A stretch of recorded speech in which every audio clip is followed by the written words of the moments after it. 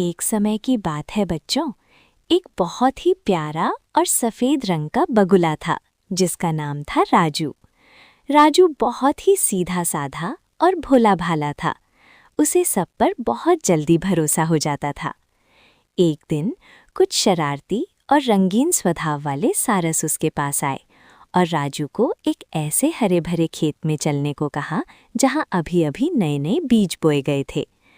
चलो दोस्त, बहुत मज़ा आएगा, उन्होंने राजू को फुसलाया और राजू तो खुशी खुशी उनकी। पता है बच्चों, खेत में पहुंचकर सब पक्षी खुशी से उछल कूद कर रहे थे, पर उनकी ये मस्ती ज्यादा देर तक नहीं चल पाई।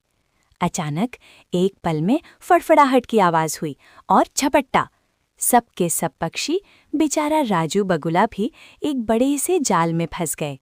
ये एक चालाक किसान का जाल था जो उसने अपनी नई फसल को चोर पक्षियों से बचाने के लिए बिछाया था। नन्हा राजू तो डर के मारे कांप रहा था। उसका दिल धक धक करने लगा। जब किसान वहां आया तो सभी सारस डर के मारे छटपटा रहे थे, पर राजू बगुला बहुत सहमा हुआ था। उसने किसान को देखा और अपनी पतली सी गर्दन झुकाकर आंसुओं से भरी आंखों से गिड़गिड़ाने लगा। हे किसान भैया, मुझे छोड़ दो, कृपया मुझे जाने दो। वो डर के मारे थर थर कांप रहा था और उसे अपनी माँ की बहुत याद आई। राजू ने अपनी बात जारी रखी। आपको पता है, मैं तो बगुलों के परिवार से हूँ। हम बगुले तो बहुत ईमानदार होते हैं।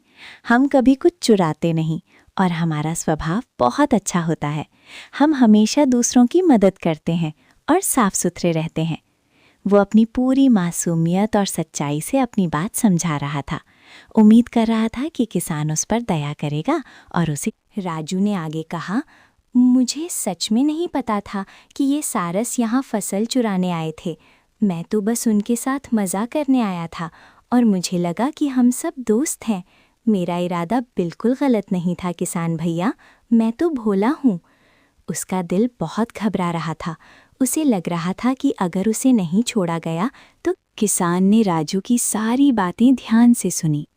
उसने धीरे से सिर हिलाया और दुख भरी पर पक्की आवाज में बोला, देखो प्यारे बगुले, हो सकता है तुम बहुत अच्छे पक्षी हो और तुम्हारी बातें भी सच्ची हों, पर अफसोस मैंने तुम्हें इन चोर सारसों के साथ पकड़ा है और जब तुम बुरे दोस्तों के साथ हो तो तुम्हें उनके साथ ही उनका फल भी भुगतना पड़ेगा।